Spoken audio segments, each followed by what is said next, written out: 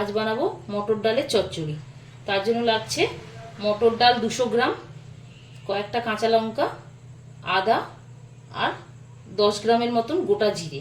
আর এই গোটা জিরেটা ভেজে গুঁড়ো করব।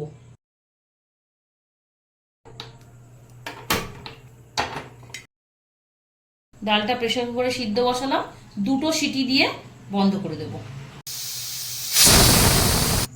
আচ্ছা, এবার আমি আদা, জিরে আর কাঁচা লঙ্কাটা শিলে বাটবো।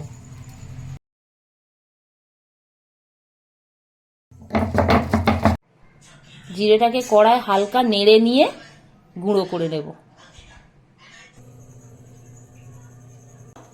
এবার আমি কড়ায় সরষের তেল দেবো। এই ডাল চচ্চড়িটা পুরোটাই সরষের তেলে হবে। তেলটা গরম হয়ে গেছে, এবার গ্যাসটা আমি একদম কমিয়ে দিলাম, দিয়ে আদা আর জিরে বাটাটা দেব। 1 চামচ নুন দিলাম, 1 চামচেরও কম হলুদ দিলাম, 1 চামচ লঙ্কার গুঁড়ো দিলাম, কাঁচা লঙ্কা বাটাটা দিয়ে দিলাম, 4 চামচের 1 চামচ চিনি দিলাম, 1/2 চামচ জিরে ভাজা গুঁড়োটা দিলাম। এবার গ্যাসটাকে হালকা করে নেড়ে শুকনো করতে হবে। ডালটা হয়ে গেছে, ভাজা জিরে গুঁড়োটা এবার আমি ছড়িয়ে দিলাম। রেডি আমাদের মটর ডালের চচ্চড়ি।